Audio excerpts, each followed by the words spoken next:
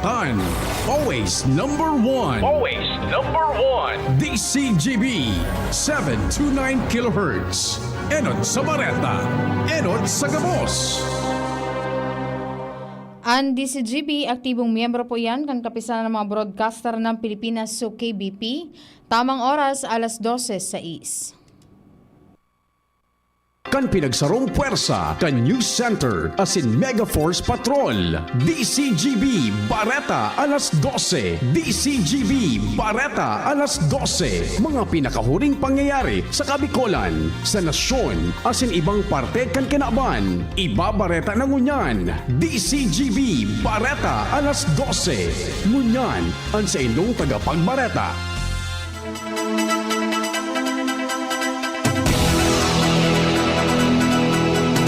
Maray na paggaw to mga tugang, hininapuan kataripunan. Kan mga darakulang bareta ang unya na pagkaaldaw. Aldaw ni na Miyerkules, Agosto 26, 2026. Ako po ang sendong magiging tagapagbareta. Ako po si Angel Mustaza. Sa headlines kan mga darakulang bareta, ang headlines kan mga bareta sa lado lokal. Sanggunian pang lungsod ng Legazpi, hinagad sa mga pampubliko asin pribadong eskwelahan, napakusugon ang seguridad. Pag itaas kan singil, sa kuryente ngunyan na bulan ka na gusto, lauman sigun sa Aleco.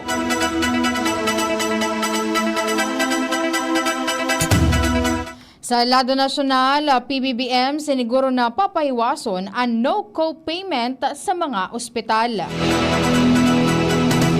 Latsika da inakaipuhan kan prosecution sa la na paggamit kan confidential fund. AFP itanaong kwenta na sa ombudsman ang investigasyon sa dating security officers ni VP Sara Duterte. Headlines kan mga bareta sa ibang nasyon na bus crash sa Netherlands, mga pupils lugadan. Sa lado nin Karawato Sports, Filipina tennis star Alex Ayala asin ATP World number 4 Felix Auger Aliasim nagpalyar na manggana sa first round kan 2026 US Open Mixed Doubles Championship. Sa detalyes kan mga bareta, ang detalyes kan mga bareta sa lado lokal. Ang baretang ini hatod sa Indukan. Artrisin Joint Supplement. Bumabagal ang galaw dahil sa joint pain at arthritis. Mag-Artrisin. Hinagad kan sanggunian pang lungsod ng Legazpi sa mga pampubliko asin pribadong eskwelahan, napakusugon ang seguridad siring man ang kooperasyon kan mga magurang. Ini ang nakapalaman sa resolusyon na ipigbusod ni Konsehala Charlton Lahara, Chairman kan Committee on Public Safety, may koneksyon sa mga nangyaring school shooting incident sa Tacloban asin Zamboanga na imbelto ang mga estudyante. Sa resolution number 17-0361 o series of 2026 sinawanin doon digdi na gamiton kan lambang mga eskwelahan asin ang mga personahes asin resources kung paano mapakusog ang security measures sering man ang kooperasyon kan mga magurang o guardians sa dai magkaigwan ng access ang mga estudyante sa anuman na armas lalo na kun badil.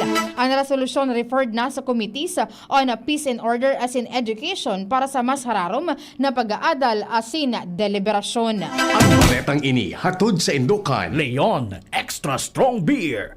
Bangis mo! Lauman ang pag-itaas kan sigilin kuryente ngunit na bulan kan Agosto. Inanunsyo kan Albay Electric Cooperative Incorporated o ALECO ang informasyon kasubagong aga kung saan sa mga lugar na sakop kan mainland maabot sa 13 pesos and 4,530 centavos kada kilowatt per hour. Ang singil para sa residential naman nasa 12 pesos asin 47 centimos kada kilowatt hour, mantang sa para naman sa mga low voltage users mantang nasa 10 pesos ka 40 centimos kada kilowatt per hour para sa mga high voltage users. Mientras naman na para sa mga nasa isla, ang singil magiging 11 pesos and 0.514 kilowatt per hour para sa mga residential consumers, mantang nasa 10 pesos and and 4,828 centavos naman kada kilowatt per hour o kilowatt hour para sa mga low voltage users. May pigahampang na mental health condition ang lalaking nangraot sa mga imahen kan Our Lady of Lourdes as in Saint Bernadette sa Barangay Masarawag sa Ginubatan, Albay. Sigun kay punong barangay Vicente Baliat, base sa salaysay kan mga residentes Burubanggi na nagdadakop nin bayong ang lalaki na nasa likod kan insidente. Posible na ka-eksperyensya nin kakulangan sa turog asin na pagkakan ang persona bago ang nangyaring insidente. Kinonfirmar man ka na punong barangay na sangunyan ang imahen kan Our Lady of Lourdes as in Saint Bernadette ang pig-iirahay naman.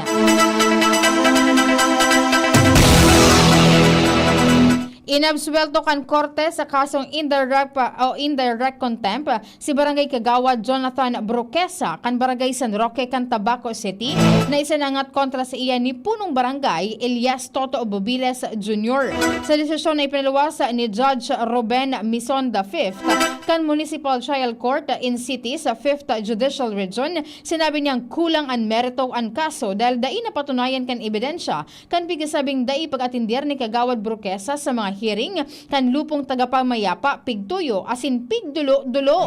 Enot kay ni inireklamo ni punong barangay Bubiles si Kagawad Broquesa dahil sa aligarong pigtutuyo kaini na dai magbutwa sa lupong tagapamayapa hearing sa ibong kan mga notesya.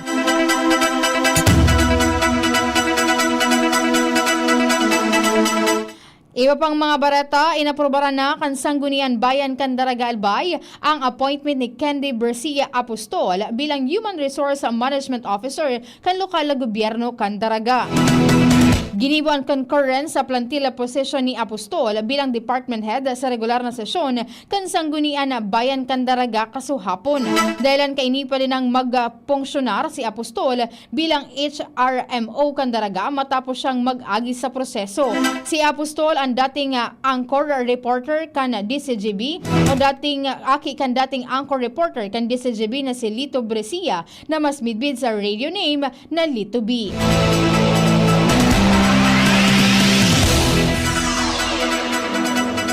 Deklarado na nga drug cleared barangay Matagbak kan Tabaco City. Ini ang pinagkonfirmar sa DCGB News ni Tabaco City Police Station Chief of Police, Police Lieutenant Colonel Verhel Bibat. Sigun kay Bibat, ginibo ang deklarasyon sa syudad ng Legazpi matapos ang validation sa lindong kan barangay drug clearing program. Ang validasyon inatinderan kan manibebang opisyal gikan sa Philippine National Police Regional Oversight Committee on Barangay Drug Clearing Program. Kasabay pa ang mga personahes naman sa Philippine Drug Enforcement Agency asin iba pang mga ahensya asin stakeholders. Ang pagdeklara sa Barangay Matagbak bilang drug-cleared barangay, aprobado kan Regional Oversight Committee sa panganatman ni PDEA Bicol Regional Director Wardley Gitala. Nagpasalamat man si COP Bibat sa mga nagpartisipar asin nagkaburunyoga na lakdang para madeklarar na drug clear ang Barangay Matagbak araw kan Barangay Drug Abuse Council o BADAC sa pangyayatman ni punong Barangay Augusto Almonte, City Drug Abuse Council, City Health Unit asin iba pang ahensya kan gobyerno.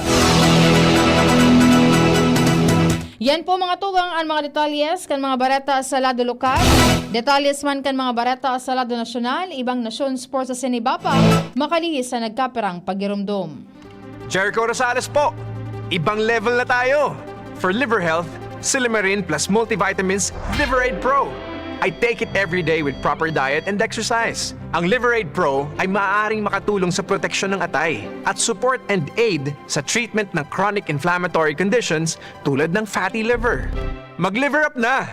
Silimarin plus multivitamins Liveraid Pro. Silimarin plus multivitamins is the generic name of Liveraid Pro. If symptoms persist, consult your doctor. Proteksyon at tulong sa atay, Liveraid Pro. May Silimarin, may multivitamins pa. Liver up na tayo with Liveraid Pro. May iba't ibang karamdaman ka ba gaya ng high blood pressure, diabetes, sakit sa puso, sa kidney, sa atay, may myoma na stroke, may gallstones, cancer at marami pang iba? Ang Amazing 4 ng Miracle Health Corporation ang subukan mo. Makakatulong dahil mula ito sa epektibong Amazing Trio at mas lalo pang pinalakas dahil sa Mega 1 na mayroong 21 sangkap. Subok ng nagpapalakas ng immune system at marami na ang mga natulungan na mayroong iba't ibang karamdaman. Huwag nang patagalin pa. Alina at magpakonsulta. Maaaring pumunta kay Doc Joey Bitito sa Barangay 18, Cabangan West, Legazpi City, kaharap lang ng Bangko Sentral ng Pilipinas. O tumawag sa 0998-975-8121 or 0917-853-8933 para sa free consultation sa natural medicine. Mapapanood din ang serbisyong natural, kalusugan at bayanihan sa YouTube channel at sa Facebook page na Doc Joey Bitito. Ahoy! Kidney Care time! Ako si Terry. Nung una, talagang mahirap ang kalagayan ko. May problema ang kidney ko at madalas ding mataas ang blood pressure ko. Minsan natatakot ako kasi iniisip ko kung ano pa ang pwedeng mangyari sa katawan ko. Buti na lang may nagrekomenda sa akin ng Kidney Care. Ininom ko ito araw-araw at pagkalipas ng ilang buwan, talagang naramdaman ko ang pagbabago. Mas magaan na ang pakiramdam ko at mas nakakagalaw na ako ng maayos. Maraming salamat sa Kidney Care.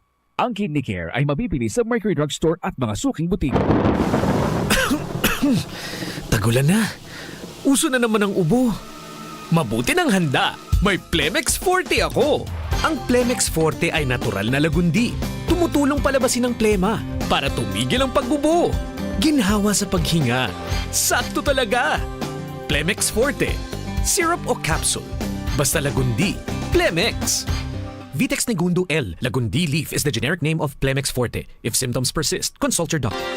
Inihahatod sa inyo kang Department of Environment and Natural Resources, Regional Office No. 5, ang programang Kapalibutan Ta at Tamanon Ta. Kapalibutan Ta at Tamanon Ta. Programang magtataunin informasyon asin kaaraman, manangod sa satuyang kapalibutan, asin sa mandato kan Department of Environment and Natural Resources. Sa tunghinanyugon, kada Huwebes alas 11 sagkod alas 12 nin pagkaudto, Kapalibutan Ta at Tamanon Ta. Hatod sa inyo kang DENR Regional Office 5 asin kan istasyon na ini.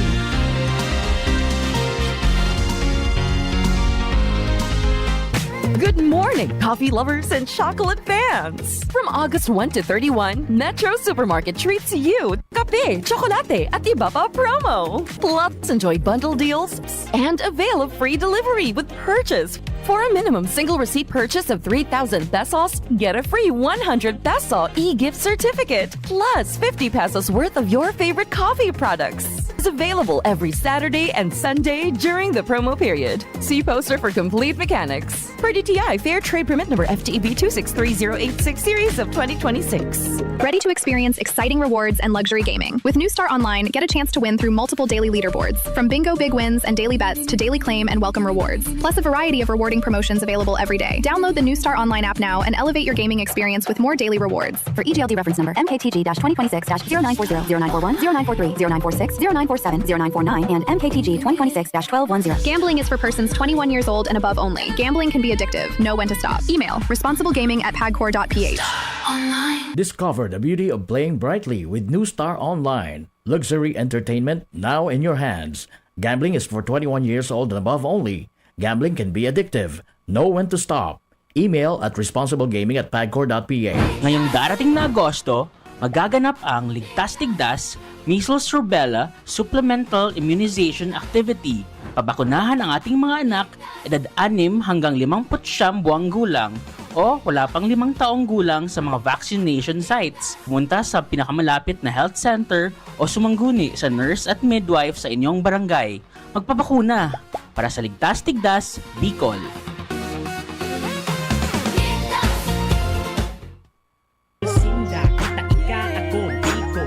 Napahudyan, permi numero uno, ora mismo sa gabos asin kami, permi alisto pag sinabi na urago daing iba kami naan. Sa taho kang mga pag-ius krisis nagtarabangan, magkabulon nyo asin magkasararo, suportahan tabangan, damayan ng lambang saro, mangibabaw ang boses kang kasaraditan, gabos na Bicolano dapat daing ururihan. Dawa labi-labi na ang pagtios, daing kita natatakot basta sa matanos, ang hibo mo, ang hibo ko, ang hibo kang gabos, yaon masala sa pag-alala yan sa tung mahal na Diyos. Ako Bicol, may tiwala sa sadiri ako Bicol, may disiplina sa sadiri ako Bicol, bako mapaabaw-abaw ako Bicol, sabay-sabay na ikurahaw. Ako Bicol Party List, katabang na, kasurug pa. Alam niyo ba kung bakit marami ang mga taong umiinom ng mga gamot pero andyan pa rin ang kanilang mga sakit? Ayon sa dalubhasang scientist na si Dr. Linus Pauling, two-time Nobel Prize winner, nilabas niya ang kanyang discovery in 1936 that you can trace every sickness, every disease, and every ailment to a mineral deficiency. Ang ating katawan ay kailangan around 80 kinds of minerals para lagi tayong malakas at hindi basta-basta nagkakasakit. Ang mga minerals na yan ay makukuha lamang sa HCI-CMD or Cell Mineral Drops, natural, safe, economical, kompleto at balanse na siyang kailangang ibalik sa ating katawan araw-araw. Kaya naman sa paggamit ng HCI-CMD, marami na ang nakagraduate sa maintenance at mga due for operation ang nasave sa operasyon. For more information and free health consultation, visit CMD office at 2nd floor, room 208, PVLB Building 2, Peñaranda Street, Legazpi City. At Top Denver's Computer Shop. You may call or text 0939-904-0717. Abangan sa Radyo DZGB ang programang Usapang Consumer at Negosyo. Programang magtataunin kasimbagan sa saindong mga kahapotan tungkol sa pagninegosyo. Magdadara nin kadagdagang impormasyon mapadapit sa mga diretsyon nin mga konsumidor asin mga giya kung paano maging mga responsableng parabakan. Usapang Consumer at Negosyo. Mataon pagnibid sa mga matrayumpong negosyante asin sa mga establishmento de negosyo na may marhayin na kontribusyon sa komunidad. Usapang Consumer at Negosyo. Madadangog na kada primero Biyernes kan bulan, alas 11 sagkod alas 12 ninodo. Ihahatod sa Indo kan Department of Trade and Industry Regional Office 5. Usapang Consumer at Negosyo. Abangan! DZGB Bareta alas 12. Para naman sa mga detalyes kan mga barata sa lado nasyonal, nangapunan si Presidente Ferdinand Marcos Jr. sa mas dakol na pribadong ospital na makisumaro sa PhilHealth sa pagpapautob kan no payment o no co-payment policy tanganing mabawasan ang gastos kan mga pasyente. An sa iyang pagtaram sa pagpirma kana Memorandum of Agreement sa pagultanan kan PhilHealth as in St. Luke's Medical Center, sinabi kan Presidente na dapat maging ulang ang kakulangan nin kwarta para makakuha kan kinakaipuhan nin serbisyong medikal. Sigun kay Presidente Marcos na importante ang pagtarabangan kana gobyerno asin pribadong sektor para gibuhon sa na mas abot kaya asin credible and healthcare. Kaibahan man sa mga lakdang kan gobyerno ang zero balance billing kan sa mga DOH hospital, medical assistance para sa mga indigent patients asin pagpapahiwas man kan PhilHealth benefits. Hinagad man niya sa iba pang opisyal kan nasyon na suportahan ang no co-payment policy para masiguro na daing Pilipino ang maitsapwera sa kinakaipuhan na medikal o medikasyon na dahil sa kakulangan nin kwarta.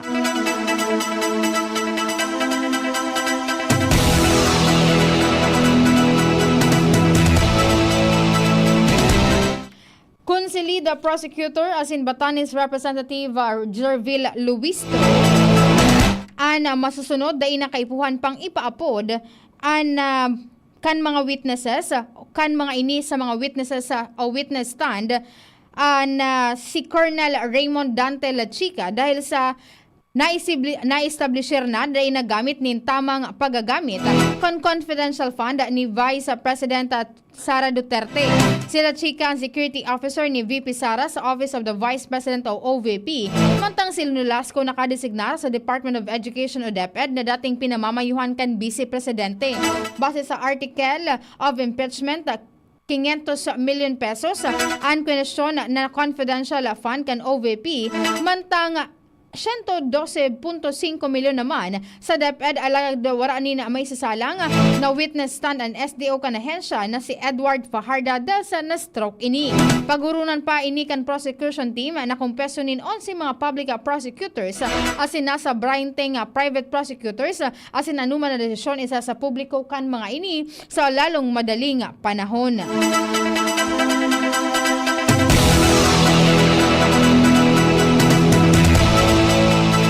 Itanaong kwenta kan Armed Forces of the Philippines o AFP sa Office of the Ombudsman ang investigasyon sa duwang opisyal kainin na dating security officer ni Vice President Sara Duterte na bigi-imbelto sa pigsasabing salang paggamit kan confidential fund. Sa budget briefing, naghagad din update si Kabataan Representative o Kabataan Party List Representative Rene Co kay Defense Secretary Gilbert Chodoro may kinaraman sa investigasyon kan AFP kina Colonel Raymond Dante Lachica, dating security officer ni Duterte, sa Office of the Vice President asin Colonel Dennis Nolasco. Sa Security Office naman, nagkana Sekretarya Pakainika na DepEd. Sinabi kan DND Chief na tinapos na ang investigasyon kan AFP kan Nobyembre kan nakaaging taon. Sigon sa mga report na confidential fund kan OVP ipinagkatiwala kay Lachica, matang ang confidential fund naman kan DepEd ang ipinagkatiwala kay Nolasco. Guminamit ang OVP ng totalmenteng 500 million pesos na confidential fund o fund poon kan December 2022 sagud sa ikatulong quarter kan 2023. Mantang guminasos ang DepEd ni 112.5 milyon na confidential funds sa primerong tulong quarter kan taon 2023 sigun sa record man kan Commission on Audit.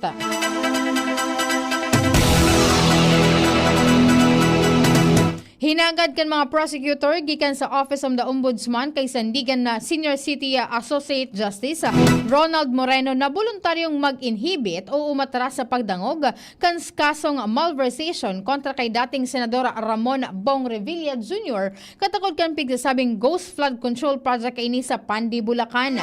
Sa mosyon na ipinagsumitir kan nakaaging aldaw, ipinag-insistir kan prosekusyon na magpahiling si Moreno nin unwarranted conduct sa mga testigong sa indang inihampang sa mga pagdangog katakod kan piyansa asin iba pang court proceeding.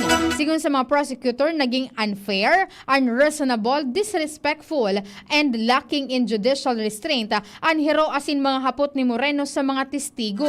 Ipinuntok kan prosekusyon na sa paagi man kan paghapot ni Moreno kayban ang mga clarificatory questions siring man ang nagkapirang payag kaini sa publiko, iyon na pwedeng magtaunin impresyon o impresyon na igwa siyang nainot ng hatol sa kredibilidad kan mga testigo asin sa indang mga testimonya.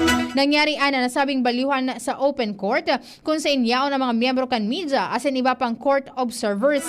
Piglinaw man kan prosekusyon na dai kainipig aakusaran si Moreno nin pagkakaigwa nin maraot na intensyon o bad faith alagad. Pinag-insistir nindang may mga pangyayaring pwedeng magkrear nin perception of partiality o impresyon nin pagkiling na dai pwedeng magdara nin pagduda sa mga kakayan kan huwes na maging totalmente patas sa kaso. Si Moreno iyo ang kaibahan sa mga maestrado na nagtugot na makapagpiyansa si Revilla. Sinita kan audit teams kan Commission on Audit ang sobra sa 158 billion pesos na kantidad ng proyekto kan Department of Public Works and Highways o DPWH ngunya na taon dahil sa manibaybang issue. Sa budget hearing, naghagad si COA Chairperson Gamaliel Cordoba sa House Committee on Appropriation in kadagdagan na fundo sa makapag-hire nin dagdag na pre-audit teams para mapakusog ang kakayahan kaining mag-ugid nin mga transaksyon kan gobyerno. Sa presenting manpower kaini, sinabi ni Cordoba na nakapag-issue na ang COA ni notices of suspension as in disallowance para sa 158 billion pesos na kantidad ng mga proyekto kan DPWH ngunya na taon. Nagpahayag man si Akbayan Party List Representative Percy Sendanya nin suporta sa pagkataon nin kadagdagan na budget para sa COA. Ultimong detalyes kan mga barata sa lado nasyonal, pigmonitor ngonyan kan National Bureau of Investigation o NBI ang nasa binding steel plant sa nasyon matapos ang ginibong operasyon sa Davao Mighty Steel Corporation. Parte ni kan kampanya kan ahensya na masiguro ang pagsunod sa mga safety standards asin maprotektaran man ang obrero asin consumers. Mientras sa ikanamundo ni NBI Director Attorney Melvin Matibag na natawanin kolor politika ang naging operasyon ninda laban sa Davao Mighty Steel. Sinabi niyang parte sa nakanpadagos na aksyon kan ahensya laban sa mga posibleng mga pagsuhay sa industriya nin lansang o steel ang operasyon kan nasabing kampanya. Ipinag-insister man ni Matibag na daing halong politika ang nasabing operasyon. Dagdag pa niya na nagkaperang steel plants na ang sa indang na-inspeksyon bago man ang operasyon sa Davao, duwas sa Pampanga, saro sa Bulacan, saro sa Misamis, asin panlima naman sa Davao o panlima naman ang Davao Mighty Steel. Di man dapat na pagtaawanin kolor ang operasyon dahil unfair ini sa team kan NBI, kan PAOK asin kan Law Enforcement Agency na nagtatrabaho man sana para proteheran ang interes kan mga namamanwaang Pilipino. Bareta sa ibang nasyon, nagkaperang katawo ang nalugadan matapos maaksidente ang sarong coach o bus sa eastern parte kan Netherlands sigon sa Dutch police. Lunad kan bus ang pigakarkulong 50 katawo kay bahana ang dakol na school children kan buminangga ini sa sarong minivan harani sa banwaan kan Wizip may 100 kilometro sa sirangan kan Amsterdam bandang alas 4 nin aga kan nakaaging aldaw. Day pa maaraman kan pulisya na eksaktong numero kan mga nalugadan sa insidente alagad kinonfirmar kaining day man ni nairehistong nagadan. Dahil sa insidente, isenarado ang mag-inibong na direksyon sa A28 highway, mantang pigiwa ang investigasyon asing clearing operation sa lugar. Barata sa lado ng Karawat Sports, nagpalyar na makakuanin panggana ang duo na si Filipino tennis star Alex Iyala as in ATP World number 4 Felix Auger-Aliassime mantang o kontra kay Gaila Monfils as in Elena Civitelona sa first round kan 2026 sa US Open Mixed Doubles Championship. Nagtapos ang laban sa score na 1-4, 1-4 mientras na nagsabak o masabak si Iyala sa women's single competition. Parte man ang Pinay tennis star kan gigibuhon na Stars of the Open sa August 27. Breakthrough! Naimbento kan mga siyentipiko ang Sustainable Aviation Fuel o SAF in epektibong commercial flights gamit ang biofuels o synthetic fuel. Katuyon kan imbensyon na bawasan ang carbon emission kan airline industry. Istoryang naiiba! Nairehistro sa Guinness World Record ang pinakamarikas na humanoid robot na 100-meter dash. Pigala na malaban ang mga advanced humanoid robots siring kan Boston Dynamic Atlas o Tesla Optimus para man sa record na ini. Flashback! Ngunya na Agosto 26 kan taon 1908 kan namundag si Rufino Santos ang kainating Filipino Cardinal sa Barrio Santo Niño, Guagua, Pampanga. Ang sa iyang mga magurang iyo sinda Rosalia Hiao asin Gaudencio Santos. Nagdakula si Santos sa Pampanga kaibaan sa iyang familia.